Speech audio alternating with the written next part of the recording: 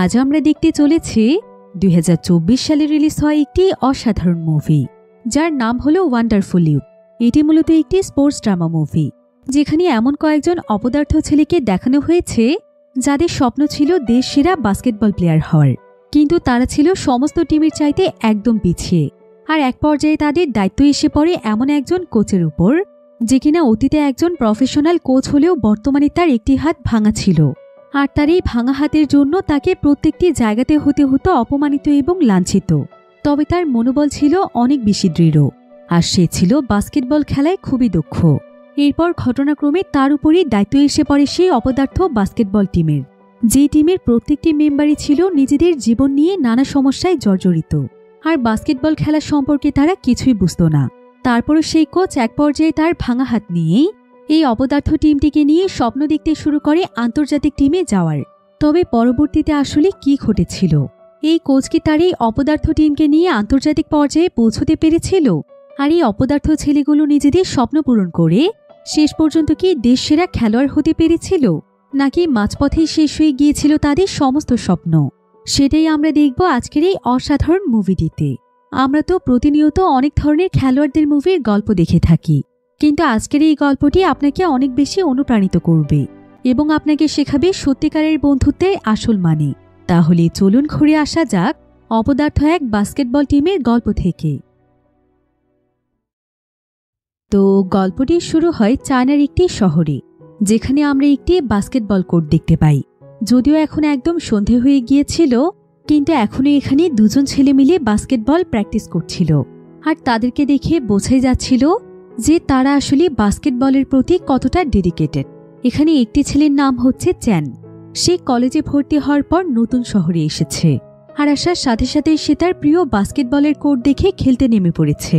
মূলত তার এই কলেজে ভর্তি হওয়ার উদ্দেশ্য কোচ কিনের কাছে প্র্যাকটিস করার সুযোগ পাওয়া, কারণ কোচ কিন অনেক পপুলার একজন কোচ, আর সে বাস্কেটবল খেলাতে খুবই প্রফেশনাল।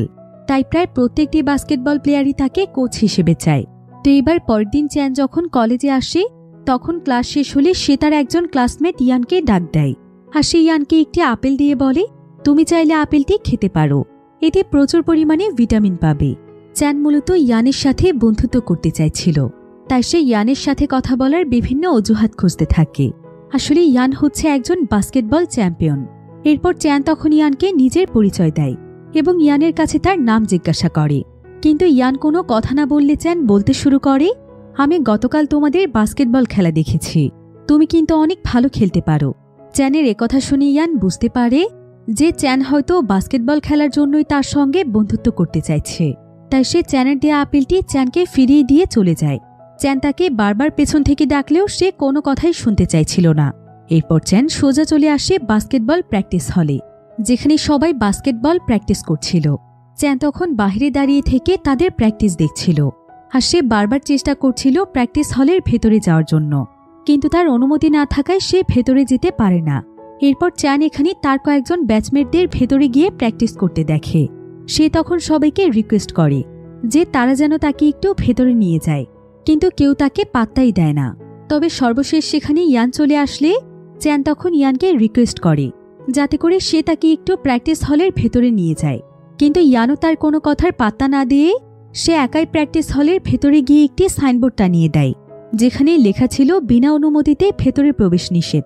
এটা দেখে চ্যান অনেক মন খারাপ করে সেখান থেকে বেরিয়ে আসে। চ্যান মূলত তাদের এই শহরে নতুন হয়, কেউই তাকে পাত্তা দেয় না।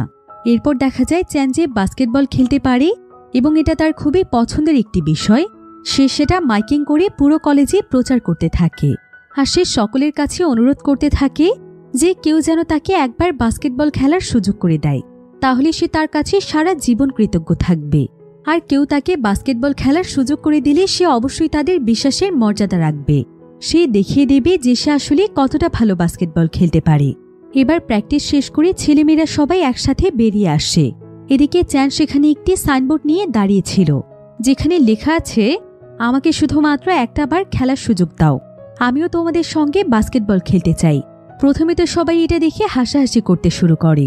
এবার কিছুক্ষণ পরে বাস্কেটবল টিমের প্লেয়ার ডস সেখানে চলে আসে, আর সে চ্যানকে এখানে অনেক আজে বাজে কথা বলতে থাকে, এমনকি সে তাকে ধাক্কা দিয়ে দূরে সরিয়ে দেয়। চ্যান তারপরও তাদের কাছে বারবার অনুরোধ করতে থাকলে তারা সবাই চ্যানকে একবার সুযোগ দেওয়ার জন্য রাজি হয়। তারা চ্যানকে বলে, তুমি যদি শুধু আমার সঙ্গে খেলে আমাকে হারাতে পারো তাহলে তোমাকে আমরা আমাদের টিমে নিয়ে আসব। আসলে ডজের বিশ্বাস ছিল যে চ্যান তার সাথে কোনোদিনও পেরে উঠবে না। তবে চ্যান সঙ্গে সঙ্গে তার এই চ্যালেঞ্জ অ্যাকসেপ্ট করে নেয়। সে সময় নষ্ট না করে বাস্কেটবল খেলার জন্য ঝাঁপিয়ে পড়ে। এরপর তাদের দুজনের ভেতর শুরু হয় হাড্ডাহাড্ডি বাস্কেটবল লড়াই। তারা দুজন কিন্তু কেউ কারো চাইতে কম ছিল না। তবে ডজ চ্যানের চাইতে অনেকটাই লম্বা ছিল, তাই তার ধারণা ছিল যে সেই জিতবে। কিন্তু ডজের এই ধারণা কিছুক্ষণের মধ্যেই পাল্টে যায়, কারণ চ্যান ডজের একদম কাছ থেকে বল নিয়ে পয়েন্ট করে দেয় একদম বাস্কেটের মধ্যে। ফলে চ্যান জিতে যায়। আর চ্যানের এমন দুর্দান্ত পারফরমেন্স দেখে সেখানে থাকা সবাই একদম অবাক হয়ে যায়, আর তারা হাততালি দিয়ে চ্যানকে অ্যাপ্রিশিয়েট করতে থাকে। কিন্তু এতে ইয়ান খুব একটা খুশি হয় না। তবে এদিকে চ্যানের খেলা দেখে ডজও বেশ ইমপ্রেস হয়ে যায়। তাই ডজ তাদের টিমে চ্যানকে মেনে নিলেও ইয়ান মানতে পারছিল না। তাই ইয়ান চ্যানকে ইগনোর করে সেখান থেকে চলে যেতে চাইলে চ্যান তখন ইয়ানের দিকে একটি বল ছড়ে দিয়ে বলে, তুমি একবার আমার সঙ্গে একটু খেলে দেখো, আশা করি আমাকে তোমারও ভালো লাগবে। কিন্তু ইয়ান তখন তাকে বলে, তোমার সঙ্গে খেলবো আমি? তোমার তো কোনো যোগ্যতাই নেই, তাই তোমার সঙ্গে আমার খেলার কোনো প্রয়োজনই আসে না। এই বলেই সে সেখান থেকে চলে যায়। তবে ঠিক তখনই ইয়ানদের কোচ কিন সেখানে চলে আসে। কিনকে দেখে সবাই দ্রুত কিনের দিকে ছুটে চলে যায়। সবাই কিনকে অনেক সম্মান করে, কারণ কিন অনেক প্রফেশনাল একজন কোচ। তার হাতে এই কলেজ ক্যাম্পাসের বাস্কেটবল প্লেয়ারদের ট্রেনিং দেয়া হয়। তো এবার কিন সবাইকে ব্যায়াম করতে বললে সবাই যার যার পজিশনে চলে যায়। আর এমন সময় চ্যান কিনের কাছে এসে তাকে তার পরিচয় দেয়। সে বলে যে সেই কলেজে নতুন এসেছে আর বাস্কেটবল খেলা তার নেশা। তাকে যেন কিন একবার তার টিমে সুযোগ দিয়ে দেখে। তবে কিন তখন তাকে শুধুমাত্র এইটুকু বলে, তুমি ব্যায়ামের দিকে বেশি মনোযোগ দাও, খেলা যদি পারো তাহলে অবশ্যই খেলতে পারবে, এটা নিয়ে তোমাকে চিন্তা করতে হবে না। এই বলে কিন সাইকেল চালিয়ে সেখান থেকে চলে যায়। কিনের আসলে একটি হাত ভাঙা ছিল। সে এক হাত দিয়ে তার পুরো টিমটিকে পরিচালনা করত। এদিকে দেখা যায় পুরো টিম এখন প্র্যাকটিসে ব্যস্ত। শারীরিক ব্যায়াম করায় আসলে তারা সবসময় এগিয়ে থাকে, কারণ তারা চিন্তা করে তাদের টিমকে বড় কোনো একটা জায়গায় যেতেই হবে, ভালো একটা পজিশনে তাদের স্কুলকে দাঁড় করাতেই হবে। আর এটা তারা করতে পারবে আন্তর্জাতিক টুর্নামেন্টে বাস্কেটবল খেলায় উইনার হতে পারলে। আর তাদের স্কুলে প্রতি বছরই অনেক বড় করে বাস্কেটবল টুর্নামেন্টের আয়োজন করা হয়। তাই সবাই এখন সেই টুর্নামেন্টের জন্যই প্রস্তুতি নিচ্ছিল। এবার পরের দিন সবাই যখন প্র্যাকটিসের জন্য প্র্যাকটিস হলরুমে চলে আসে, তখন সেখানে সবার সঙ্গে চ্যানকেও দেখা যায়। অর্থাৎ কিন তার টিমে চ্যানকে খেলার সুযোগ করে দিয়েছে।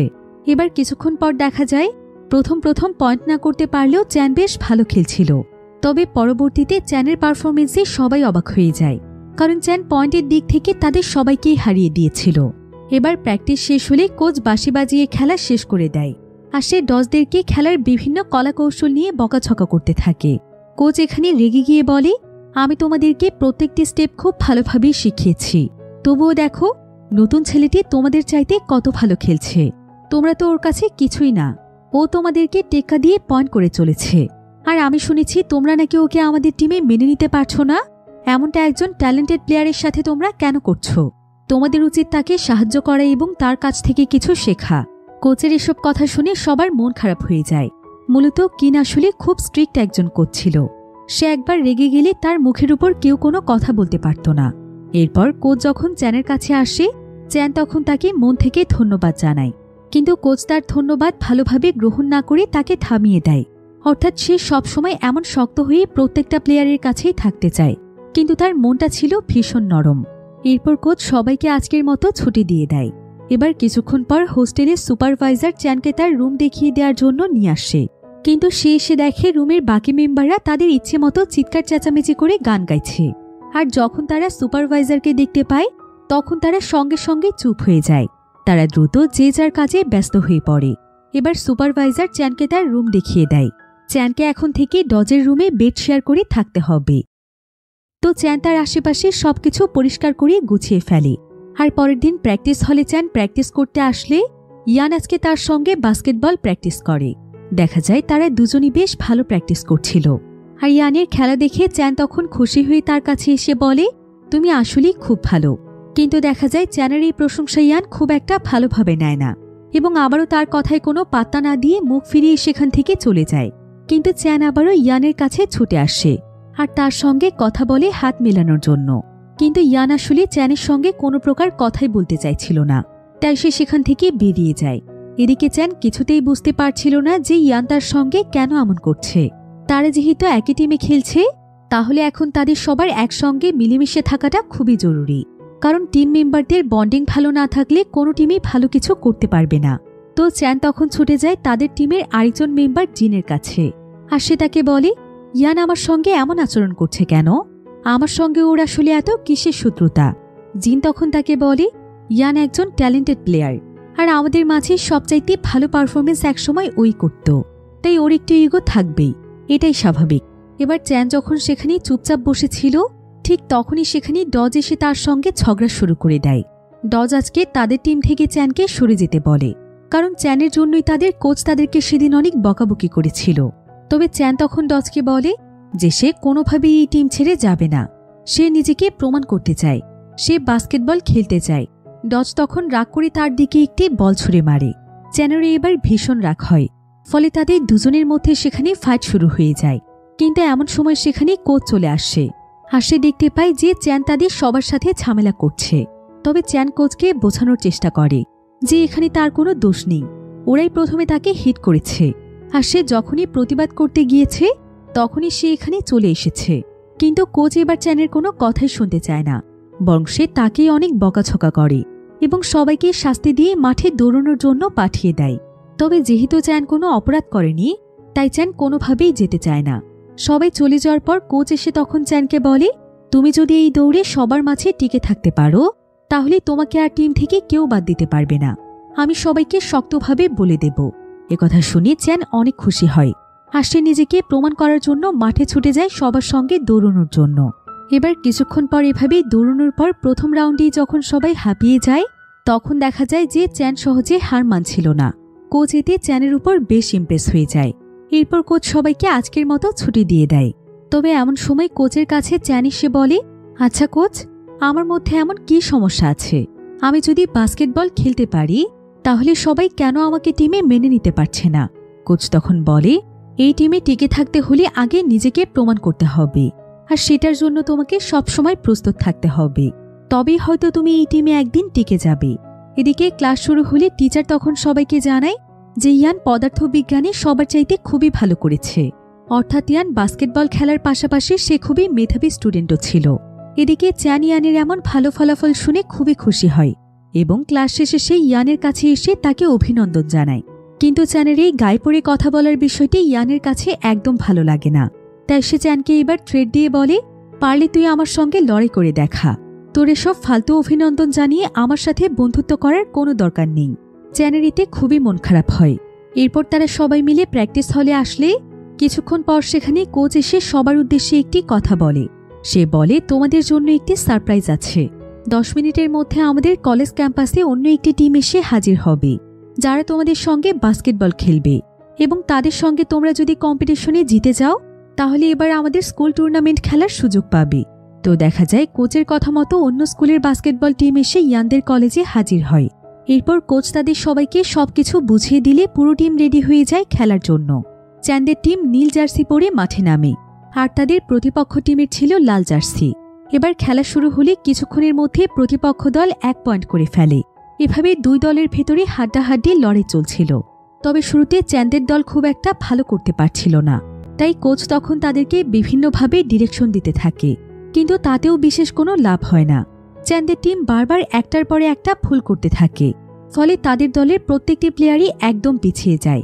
তবে কোচ তাদের মনোবল স্থির করার জন্য খেলার মধ্যে প্লেয়ারদের সাথে বিভিন্ন টিপসও শেয়ার করতে থাকে, যাতে তারা খেলার জন্য আলাদা রকম একটা স্পিড পায়। এইভাবে দুটি দলের একটি দল 41 এবং আরেক দলের পয়েন্ট হয় 30। চ্যানদের টিম আপ্রাণ চেষ্টা করে তাদের প্রতিপক্ষ দলকে বিট করার জন্য।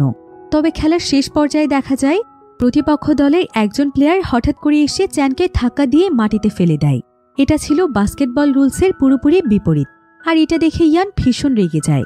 সে এসে ওই প্লেয়ারকে ইচ্ছে মতো বকা দিতে থাকে, কারণ কেন সে তাদের প্লেয়ারকে এইভাবে ধাক্কা দিয়ে ফেলল, এটা কি কোনো রুলসের মধ্যে পড়ে?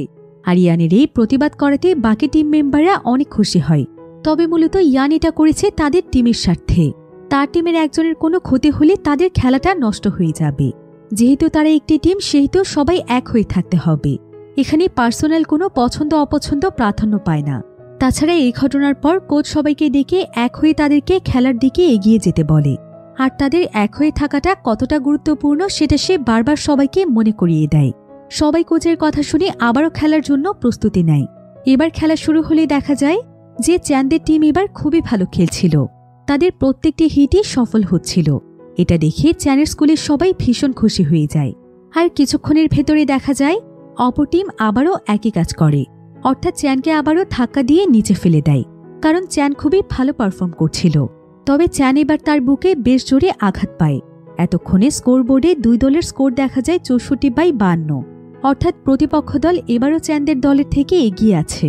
এরপর একদম সেই সিটে চ্যান আবারও নিচে পড়ে গিয়ে গুরুতরভাবে আহত হয়ে যায়। তবে এটাতে বোঝা যাচ্ছিল যে প্রতিপক্ষ টিমের ক্যাপ্টেন ইচ্ছে করে চ্যানকে ফেলে দিচ্ছে। সে চাইলে তার পাটা সরিয়ে নিতে পারত, তাহলে চ্যানের এত জোরে আঘাত লাগত না। এটা বুঝতে পেরে ইয়ান এবার আরও অনেক বেশি রেগে যায়। সে সাথে সাথে এসে প্রতিপক্ষ টিমের ক্যাপ্টেনকে টেনে এনে বকাবকি করতে থাকে। আর তাদের কথা কাটাকাটির এক পর্যায়ে ইয়ান রাগ করে ক্যাপ্টেনের গায়ে হাত তুলে ফেলে। এতে দুই পক্ষের ভেতর বেশ বড়সড় একটা ঝামেলা শুরু হয়। ইয়ান আসলে সবকিছু মেনে নিতে পারলেও তার টিমের কোনো ক্ষতি সে মানতে পারবে না।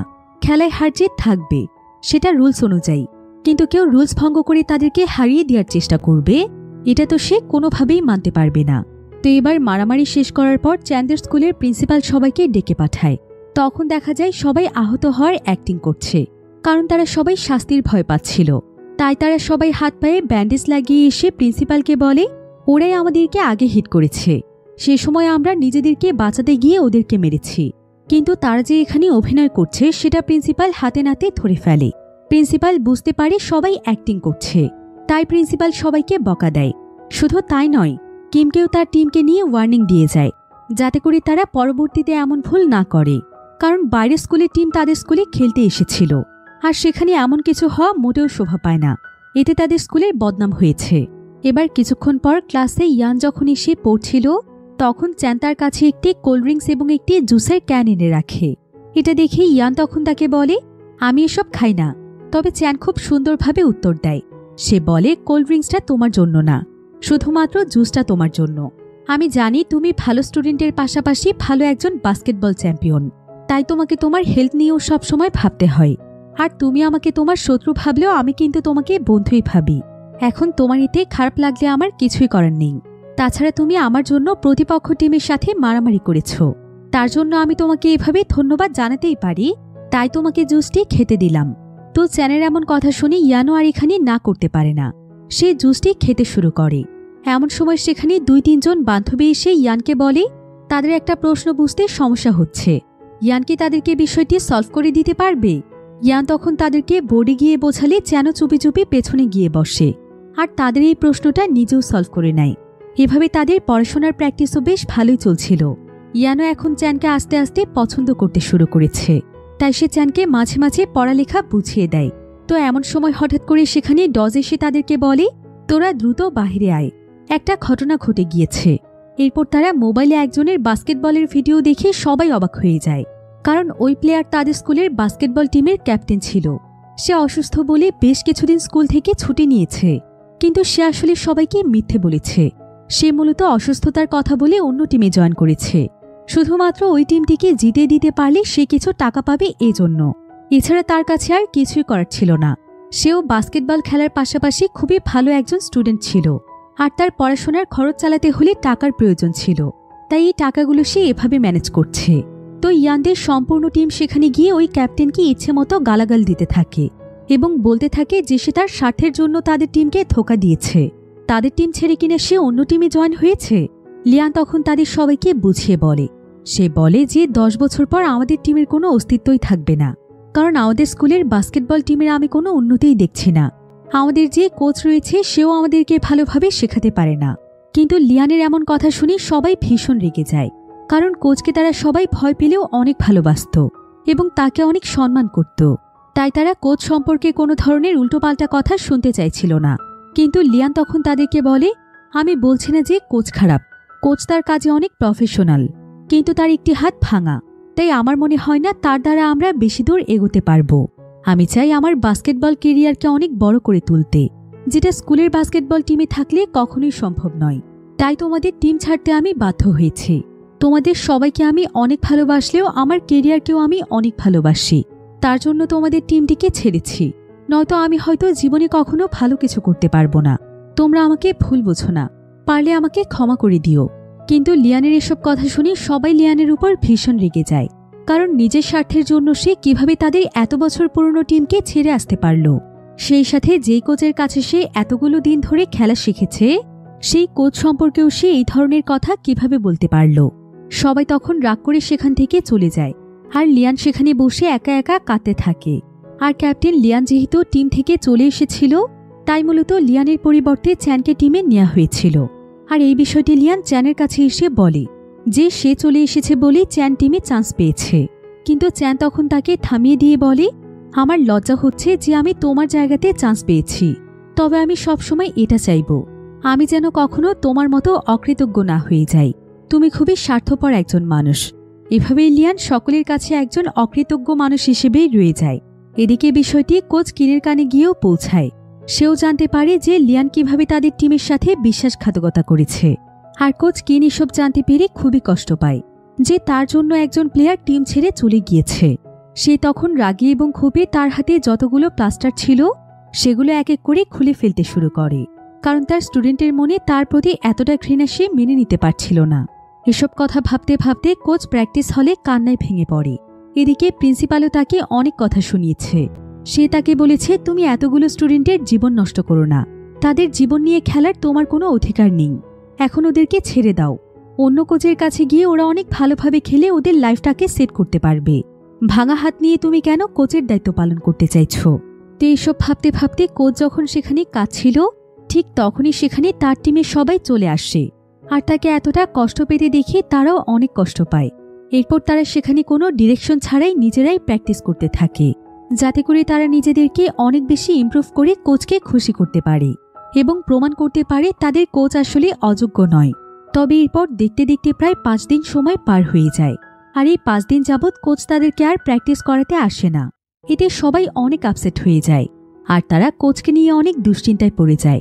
এমনকি তারা রাতে ঘুমোতেও পারছিল না। এবার রাতের বেলা তারা সবাই মিলে একসাথে আলোচনা করে। কোচ আসলে 5 দিন যাবৎ অনেক অসুস্থ, তাই সে মূলত প্র্যাকটিস করাতে আসতে পারছে না। তাই সবাই মিলে এখানে সিদ্ধান্ত নেয় যে অন্তত একবার হলেও তাদের সবার কোচকে দেখে আসা উচিত। সবাই তখন কোচকে দেখার জন্য অস্থির হয়ে ওঠে। আর পরের দিন সকালবেলা পুরো টিম গিয়ে কোচের বাড়িতে হাজির হয়। এদিকে কোচ তার ভাইয়ের সঙ্গে ক্যারাম খেলতে ব্যস্ত ছিল, কারণ সে ক্যারাম খেলতে ভীষণ ভালোবাসে। আর এভাবে সে তার সময়গুলো কাটায়, যাতে করে সে তার টিমের কথা ভুলে থাকতে পারে। কিন্তু কিছুক্ষণ পর সে দেখতে পায় যে চ্যানরা পুরো টিম নিয়ে তার সঙ্গে দেখা করতে চলে এসেছে এবং তাকে ইমপ্রেস করার জন্য তারা প্রত্যেকেই কিছু না কিছু উপহার নিয়ে এসেছে। কিন্তু কোচ এখানে তাদের সাথে খুবই বাজে আচরণ করে তাদেরকে তাড়িয়ে দিতে চাইছিল। সে এখানে তাদেরকে ধমক দিয়ে এখান থেকে চলে যেতে বলে, কারণ লিয়ানের মতো তারাও হয়তো একদিন তাকে ঘৃণা করবে এবং তাকে ধোঁকা দিয়ে হয়তো তার কাছ থেকে দূরে সরে যাবে, বা তাদের মনেও হয়তো টিমকে নিয়ে সংশয় আছে। তাছাড়া সে অযথা কারো জীবনই নষ্ট করতে চায় না। সে চায় তারা যেন এখন থেকে ভালো একটা কোচের মাধ্যমে বাস্কেটবল প্র্যাকটিস করে এবং নিজের কেরিয়ারকে সুন্দরভাবে সাজিয়ে তোলে। কোচ তাদের সবাইকে স্পষ্টভাবে জানিয়ে দেয়, আমি আর কখনোই তোমাদের কাছে ফিরে যাব না। আমি চাই তোমাদের ভবিষ্যৎ সুন্দর হোক, আমি কারো জীবন নষ্ট করতে চাই না। সবাই তখন কোচকে কনভিন্স করার চেষ্টা করে। তারা বুঝতে পারছে যে লিয়ানের জন্য কোচ অনেক কষ্ট পেয়েছে, কিন্তু সবাই এক হয় না। লিয়ান তাকে ধোঁকা দিলেও তারা কেউ তাকে ধোঁকা দেবে না, কিন্তু তারা তাদের কোচকে অনেক ভালোবাসে। আর কিছু করতে না পারলেও তারা সবসময় কোচের পাশেই থাকবে। সবাই তখন কোচকে বলে, যদি আমাদের প্র্যাকটিস করতেই হয় আমরা আপনার কাছে করব, আর নতুন কোচ আসলে আমরা খেলবই না। আপনি কি ভুলে গিয়েছেন আপনার মাধ্যমে কত কত প্লেয়ার আন্তর্জাতিক টিমে গিয়েছে? এখন না হয় আপনার হাতে সমস্যা, কিন্তু আপনার মনোবল তো অনেক দৃঢ়, যেটা আমরা কোনো কোচের কাছ থেকেই পাবো না। তাই নিজেকে আপনি এভাবে অপরাধী ভাববেন না। আপনি শুধু আমাদের পাশে থাকুন, আপনি থাকলে আমরা সবাই নিশ্চয়ই ভালো কিছু করতে পারবো। তো এভাবে সবাই মিলে কোচকে জোরাজোরি করার পর এক পর্যায়ে কোচ ফিরে গিয়ে সবাইকে প্র্যাকটিস করানোর জন্য রাজি হয়ে যায়। এমনকি তার টিমের প্রত্যেকটি প্লেয়ারের তার প্রতি সম্মান এবং ভালোবাসা দেখে সে অনেক বেশি ইমোশনাল হয়ে যায়। এবার পরের দিন সবাই যখন প্র্যাকটিস হলে এসে প্র্যাকটিস করছিল, ঠিক তখনই সেখানে প্রিন্সিপাল আসে। আর সে কোচের সঙ্গে তার খারাপ আচরণের জন্য তার কাছে মন থেকে ক্ষমা চায়, কারণ সে তার ভুল বুঝতে পেরেছিল। আর সে রাগের মাথায় সেদিন কোচকে এত কিছু বলে ফেলেছিল। তো প্রিন্সিপাল এখানে কোচকে বলে, আপনি অনেক বছর ধরে আমাদের স্কুলে একজন দক্ষ কোচ হিসেবে সবাইকে একত্রিত করে রেখেছেন, সবাইকে নিয়ম শৃঙ্খলা শিখিয়েছেন, অনেকেই আপনার মাধ্যমে নিজেদের কেরিয়ার গড়েছে, অথচ আমি রাগের মাথায় আপনাকে কতটা কষ্ট দিয়ে ফেলেছি। আপনার মতো এত ভালো একজন কোচ পেয়ে আমি মূল্যায়ন করতে পারিনি। এখন প্রিন্সিপালের মুখে এমন প্রশংসা শুনে কোচ অনেক খুশি হয়, আর সে প্রিন্সিপালকে মন থেকে ধন্যবাদ জানায়। এরপর কোচ এবার সবাইকে খুশি মনে প্র্যাকটিস করাতে থাকে, আর প্রিন্সিপাল সবাইকে প্র্যাকটিসে মনোযোগ দিতে বলে সেখান থেকে চলে যায়। এবার কোচ এখানে সবাইকে জানায় যে এখন থেকে তাদের টিমের ক্যাপ্টেন হচ্ছে ইয়ান। ইয়ান তাদের দলটিকে লিড করে এগিয়ে নিয়ে যাবে। একথা শুনে সবাই অনেক খুশি হয়, কারণ ইয়ান আসলে ট্যালেন্টেড ছিল। চ্যান ইয়ানকে অভিনন্দন জানায়, কারণ চ্যান তো আগে থেকে ইয়ানকে পছন্দ করে, সে তাকে তার বন্ধু মনে করে। তবে ইয়ানও এখন কিন্তু চ্যানকে মনে মনে তার বন্ধুই ভাবে, তাই সেও চ্যানের প্রতি খুব খুশি হয়। এখন মূলত টিমের সবাই চ্যানকে মেনে নিয়েছে, কারণ চ্যান যেমন খেলাতে অনেক বেশি ভালো ছিল, ঠিক তেমনি সে সকলের সাথেই অনেক ভালো আচরণ করত। তো এরপর থেকে তারা প্রতিনিয়ত পুরো দমে প্র্যাকটিস শুরু করে। তারা হলরুম থেকে মাঠে নেমে বিভিন্ন শারীরিক ব্যায়াম করতে থাকে। দৌড়ানো থেকে শুরু করে মাঝরাতে পানিতে নেমে প্র্যাকটিস পর্যন্ত সবকিছু তারা করে। এভাবে তারা সবাই দিনরাত কঠোর পরিশ্রম করতে থাকে। তবে এতে কারো ভেতরেই যেন কোনো ক্লান্তি অনুভব হয় না। সবাই এখন তাদের টিমকে এগিয়ে নিয়ে যেতে চায়। এরপর তারা নিজেদের টিমের মধ্যে দুটো ভাগে বিভক্ত হয়ে কম্পিটিশন করে খেলা প্র্যাকটিস করতে থাকে। আর এভাবেই ডে বাই ডে তাদের স্কিল অনেক ইমপ্রুভ হতে থাকে। তারা তাদের টিমকে জেতানোর জন্য সমস্ত চেষ্টাই করতে থাকে, কারণ তাদের কোচের প্রাপ্য সম্মান তাকে ফিরিয়ে দিতে হবে। তো দেখতে দেখতেই তাদের টুর্নামেন্টের দিন ঘনিয়ে আসতে থাকে। আর এতদিনই তারা নিজেদেরকে খুব ভালোভাবে প্রস্তুত করে ফেলেছে। তবে টুর্নামেন্ট শুরু হওয়ার আগে তারা সবাই মিলে একটি ট্যুরের আয়োজন করে, যাতে করে তাদের সবার মনটা একটু ফ্রেশ হয়ে যায়।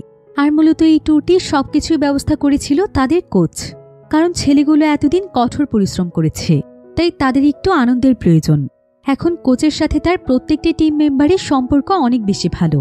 সবাই এখন তাকে বন্ধুর মতো দেখে। তো এবার তারা সবাই ট্যুরে আসার পর অনেক উঁচু একটি পাহাড়ের উপর থেকে সূর্যোদয় দেখে। সেই সাথে চ্যান তাদের সবাইকে বলে, এই জায়গাটিতে সূর্যোদয়ের সময় যদি কেউ তার ইচ্ছে প্রকাশ করে, তাহলে সেই ইচ্ছেটি নাকি পূরণ হয়ে যায়। তাই একে একে সবাই সেখানে তাদের মনের ইচ্ছেগুলো প্রকাশ করতে থাকে। আর এই ট্যুরে এসে তারা অনেক আনন্দ করে। এরপর দেখতে দেখতেই তাদের টুর্নামেন্টের দিন চলে আসে।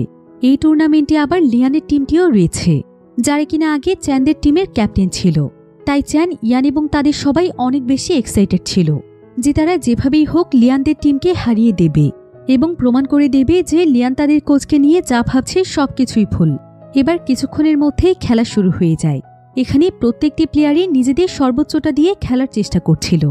দেখতে দেখতে স্কোরবোর্ডে স্কোর 3/2-তে এসে দাঁড়ায়, অর্থাৎ এক দল 2 পয়েন্ট করেছে, তো আরেক দল করেছে 3 পয়েন্ট। তো এবার চ্যানদের টিম দেখতে দেখতেই 5 পয়েন্ট করে ফেলে। এটা দেখে সবাই বুঝতে পারছিল যে চ্যানদের টিম পুরোপুরি প্রস্তুত হয়েই মাঠে নেমেছে। চ্যানদের এমন অনবদ্য খেলা দেখে অপোনেন্ট টিমের ক্যাপ্টেনও অবাক হয়ে যায়, কারণ এই টিম কি করে এত ভালো খেলছে, যাদের কোচের একটি হাত ভাঙা। তাছাড়া সে কোনোদিন এই টিমের কারো মাঝে এতটা জোশ দেখেনি যেটা এখন দেখছে। এবার কিছুক্ষণের মধ্যে চ্যানদের টিম তাদের চোখের সামনে দাঁড়িয়ে থেকে রীতিমতো অবাক করা পয়েন্ট করতে থাকে, কিন্তু এটা প্রতিপক্ষ টিম কোনোভাবেই মেনে নিতে পারছিল না। তাই কোচ তাদেরকে বলে, নিজেদের অবস্থানে জোর দাও, কেউ একজন ভালো খেলছে দেখে তাকে নিয়ে অহেতুক ঝামেলা করার কোনো প্রয়োজন নেই। এদিকে দেখতে দেখতে চ্যানদের টিম অনেকটাই এগিয়ে যায়, কারণ তারা খুবই ডেডিকেশন নিয়ে খেলছিল। আসলে এই ম্যাচটি ছিল তাদের জন্য অনেক গুরুত্বপূর্ণ, কারণ এই ম্যাচটিতে জিততে পারলে তারা সোজা ফাইনালে চলে যাবে। আর যদি তাদের টিম ফাইনাল ম্যাচটিও জিতে যেতে পারে, তাহলে তারা সোজা আন্তর্জাতিক টিমে চান্স পেয়ে যাবে। তাই তারা সবাই মিলে তাদের সর্বোচ্চটা দিয়ে ম্যাচটি জেতার জন্য লড়াই করতে থাকে। কিন্তু এর ভেতরে ঘটে যায় আরও একটা দুর্ঘটনা। ভুলবশত একটা ফাউল করার কারণে চ্যানকে খেলা থেকে বসিয়ে দেয়া হয়, অর্থাৎ চ্যানের খেলা এখানেই বন্ধ করে দেয়া হয়। এতে চ্যান খুবই হতাশ হয়ে পড়ে। তখন তাদের কোচ কিন এসে তাকে সান্ত্বনা দিয়ে বলে, এত অল্পতেই ভেঙে পড়লে তো হবে না, তাদেরকে এখনও অনেক দূরে এগিয়ে যেতে হবে। এবার খেলার হাফ টাইম হতে হতে দেখা যায় যে তাদের প্রতিপক্ষ টিম বেশ কয়েক পয়েন্ট এগিয়ে যায়। তখন কোচ সবাইকে নতুনভাবে গাইডলাইন দিতে শুরু করে। বিরতির পর চ্যানদের টিম আবারও পুরো দমে খেলতে শুরু করে। আর দেখতে দেখতে আবারও তারা তাদের আগের ফরম্যাটে চলে আসে। তাদের এমন দুর্দান্ত পারফরমেন্স দেখে কোচ ভীষণ খুশি হয়ে যায়। এবার হাফ টাইমে চ্যানও প্রমাণ করে দেয় যে সে আসলে খেলার জন্যই জন্মেছে, আর খেলার জন্য সে সবকিছুই করতে পারে। আর চ্যানদের এত ভালো পারফরমেন্স দেখে তাদের প্রতিপক্ষ টিম ভীষণ রেগে যায়। তারা নিজেদের ভেতরেই রাগারাগি করতে শুরু করে। দুই দলেরই এখন ৭১/৭১ পয়েন্ট। এর মাঝে চ্যানদের টিম আরও ৩টি পয়েন্ট করে ৭৩-এ পৌঁছে যায়। এভাবেই একের পর এক পয়েন্ট বেড়ে ৭৬/৭১ এসে খেলা জমে ওঠে। কিছুক্ষণের মধ্যে চ্যানদের টিম অনেক বড় ব্যবধানে জিতে যায়। চ্যান আনন্দে এসে খুশিতে তাদের কোচকে জড়িয়ে ধরে। কোচও এখানে আনন্দে আত্মহারা হয়ে পড়ে। দেখে মনে হচ্ছিল যেন সে তার তরুণ বয়সে আবারও ফিরে এসেছে। সবাই এখানে কাঁধে কাঁধ মিলিয়ে উল্লাসে মেতে ওঠে। কোচও তার নীরব ভাষাতে প্রমাণ করে দেয় যে সে এখনও তার অকেজো হাত দিয়ে প্লেয়ার তৈরি করতে পারে। এদিকে ম্যাচ শেষ করার পরও তাদের প্র্যাকটিস যেন থামে না। তারা আবারও পরবর্তী ম্যাচের জন্য প্রস্তুতি নিতে থাকে। রাতে কোচ তাদেরকে বিভিন্ন অ্যাঙ্গেলের দিকগুলো বোঝাতে থাকে। বল কোন অ্যাঙ্গেলে গেলে কোন পয়েন্টে পড়বে সবকিছু সে বুঝিয়ে দেয়। এভাবে কয়েকটি টিমের সঙ্গে চ্যানদের টিমের খেলা হয়। প্রতিবারই চ্যানরা বেস্ট পারফরমেন্স করে ধীরে ধীরে ফাইনালের দিকে এগিয়ে যায়। আর সমস্ত টিমের মধ্যে তাদের টিমের পজিশন দাঁড়ায় প্রথম স্থানে। তবে তাদের লড়াই এখানেই শেষ নয়। তাদেরকে প্রথম স্থানের অবস্থান ফাইনালেও ধরে রাখতে হবে।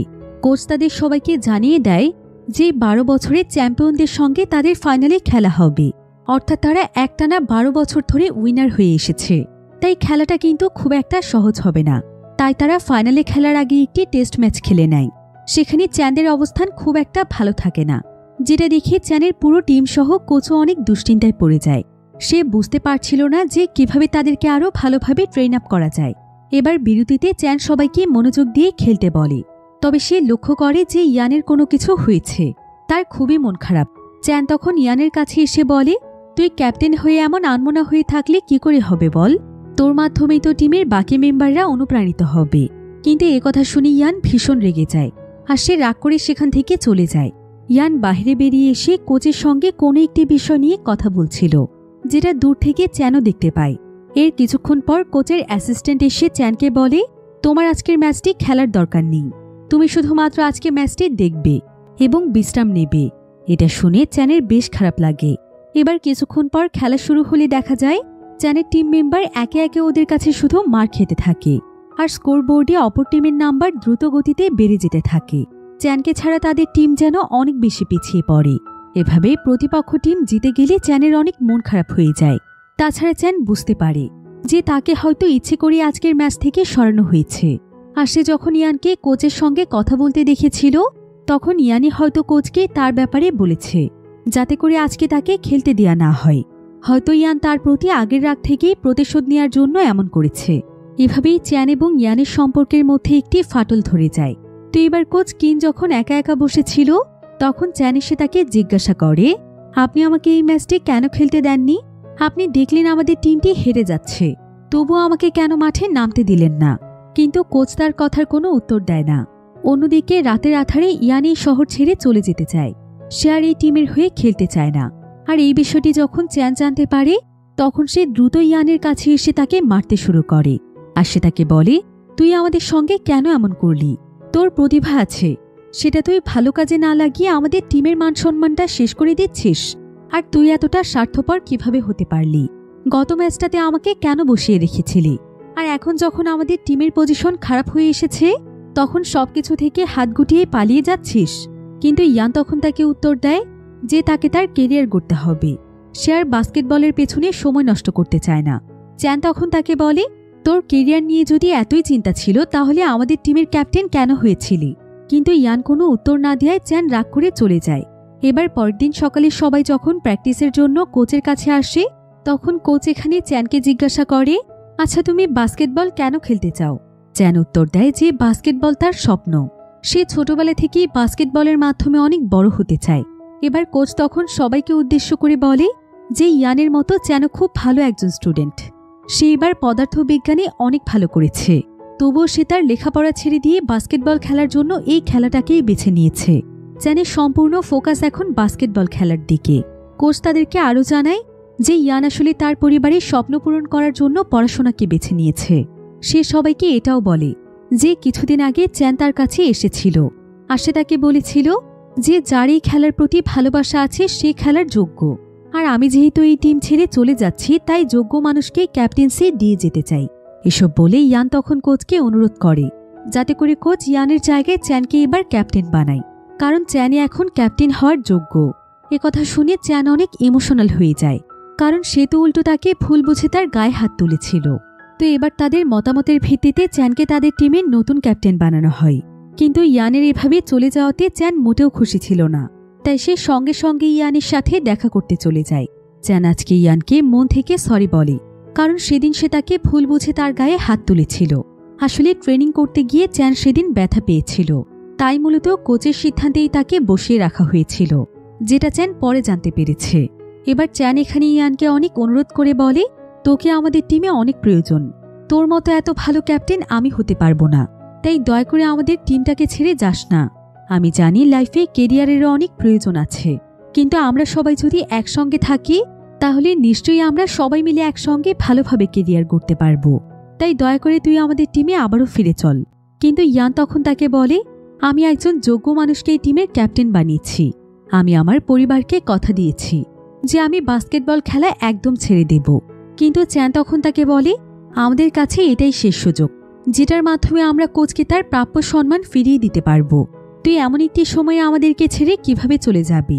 কিন্তু ইয়ান তখন তাকে বলে, তুই আমাকে আর অনুরোধ করিস না, আমি তোর এই কথা আর কখনোই রাখতে পারবো না, কিন্তু আমি জানি পুরো বিষয়টিকে তুই একাই ম্যানেজ করতে পারবি, তোর প্রতি আমার ভরসা আছে, তাই আমি আজ থেকে টিমের পুরো দায়িত্ব তোর হাতে দিয়ে গেলাম। কিন্তু চ্যান আরও অনেকভাবে ইয়ানকে বোঝানোর চেষ্টা করে, তবে ইয়ান তাকে ফিরিয়ে দেয় আর সে তার কাছ থেকে শেষবারের মতো বিদায় নেয়। তাই চ্যানেরও আর কিছুই করার থাকে না। যদিও সে ইয়ানের এভাবে চলে যাওয়াতে অনেক বেশি কষ্ট পায়, কিন্তু তারপরও সে নিজের মনকে বুঝ দিতে থাকে যে যেভাবেই হোক তাদের কোচের সম্মান তাকেই ফিরিয়ে আনতে হবে। ফাইনাল জিতে তাদেরকে আন্তর্জাতিক টুর্নামেন্টে যেতে হবে। এবার পরের দিন পুরো টিম মিলে ফাইনাল ম্যাচের উদ্দেশ্যে এয়ারপোর্টে আসে, কারণ আজকের ম্যাচটি দেশের বাইরে অনুষ্ঠিত হবে। তবে এমন সময় দেখা যায় সবাইকে অবাক করে দিয়ে ইয়ান এসে হাজির হয়। সে বলে, অনেক চেষ্টা করেছি, তারপরও আমি পারলাম না তোদের কাছ থেকে দূরে থাকতে। আমিও আমার সিদ্ধান্ত পরিবর্তন করেছি যে আমার লাইফে যা কিছুই হয়ে যাক আমি কখনোই আমার টিমের হাত ছাড়ব না। সবাই এতে যেন উল্লাসে ফেটে পড়ে, কারণ ইয়ানকে আসলে তারা সবাই ভালোবাসে। তো এরপর মাঠে পৌঁছে গেলে কিছুক্ষণের মধ্যেই ম্যাচ শুরু হয়ে যায়। আর আজকের এই ম্যাচটি সারা দেশে লাইভ টেলিকাস্টের মাধ্যমে দেখানো হচ্ছিল। এবার দেখা যায় চ্যানদের টিমের প্রতিপক্ষ টিম ছিল হাড মিডল হাই স্কুল। এই দুটি টিমের মধ্যে এখন ম্যাচ শুরু হতে চলেছে, আর এই ম্যাচটি হতে চলেছে ইতিহাসের সবচাইতে বড় খেলা।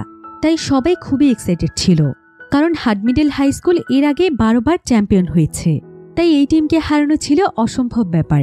তো এবার কিছুক্ষণের মধ্যেই খেলা শুরু হয় চ্যানের ক্যাপ্টেন্সির নেতৃত্ব দিয়ে। দেশের সব প্রান্ত থেকে সবাই এই বাস্কেটবল খেলাটি দেখছিল, এমনকি বিভিন্ন স্কুল মাঠের বড় পর্দায় ম্যাচটি দেখানো হচ্ছিল। খেলার শুরু থেকেই দেখা যায় চ্যান খুবই দুর্দান্ত পারফরমেন্স করছিল, কারণ সে যেভাবেই হোক আজকে তাদের টিমটিকে জেতাতে চায়। এদিকে দেখতে দেখতে স্কোরবোর্ডে স্কোর এসে দাঁড়ায় 91/90 পয়েন্টে। তবে এরই ভেতর চ্যানদের ছাড়িয়ে অপর টিম 92 পয়েন্ট করে ফেলে। সেই সাথে খেলার টাইমও শেষ হয়ে যায়। যখন স্কোরবোর্ডের দিকে তাকানো হয় তখন দেখা যায় আর মাত্র 7 সেকেন্ড বাকি আছে, আর এই 7 সেকেন্ডেই তাদেরকে প্রতিপক্ষ দলের চাইতে বেশি পয়েন্ট করতে হবে। খেলার পরিস্থিতি এমন একটা স্থানে এসে দাঁড়িয়েছে যে সমস্ত স্কুল কলেজ দেশবাসী সবাই চ্যানদের দিকেই তাকিয়েছিল এবং সবাই খুবই দুশ্চিন্তায় পড়ে গিয়েছিল কি হবে সেটা জানার জন্য। তবে সবার আশাকে নিরাশা না করে চ্যানের টিম খেলা শুরু করে, আর ওই 7 সেকেন্ডের মধ্যেই একটা বল বাস্কেটে মারতেই তাদের পয়েন্ট উঠে যায় 91 থেকে 93 পয়েন্টে। ফলে এই ঐতিহাসিক ম্যাচটিও তারা দুর্দান্তভাবে জিতে যায়। সঙ্গে সঙ্গে চারিপাশে আনন্দ উল্লাসে চিৎকারের শব্দ ভেসে আসে। খেলা শেষ হওয়ার সঙ্গে সঙ্গে কোচ অনেক ইমোশনাল হয়ে কান্নায় ভেঙে পড়ে। পুরো টিমের সবাই বেশ ইমোশনাল হয়ে যায়, কারণ তারা তাদের চেষ্টাকে সফলতায় রূপ দিতে পেরেছে। তারা এক নতুন ইতিহাস গড়েছে, তাদের আন্তর্জাতিক টিমে যাওয়ার স্বপ্ন পূরণ হয়েছে। এবার চ্যানদের টিম চ্যাম্পিয়নের ট্রফি হাতে পেয়ে কোচের হাতে তুলে দেয়। কোচ মুহূর্তের মধ্যেই সবার উপরে ঢলে পড়ে। এটা দেখে সবাই অনেক ভয় পেয়ে যায়। তখনই দেখা যায় কোচ সবাইকে চমকে দিয়ে উঠে দাঁড়িয়ে বলে, আরে তোমরা কি ভেবেছিলে আমি এত সহজে হেরে যাব? তোমাদের এই উচ্ছ্বাস আনন্দ শক্তি আমাকে অনেক দিন বাঁচিয়ে রাখবে। এভাবে তারা আনন্দ উল্লাসের মাধ্যমে আবারও যেন নিজেদেরকে নতুন করে খুঁজে পায়। আর এমনই একটি সুন্দর এন্ডিংয়ের মাধ্যমে গল্পটি এখানেই শেষ হয়ে যায়।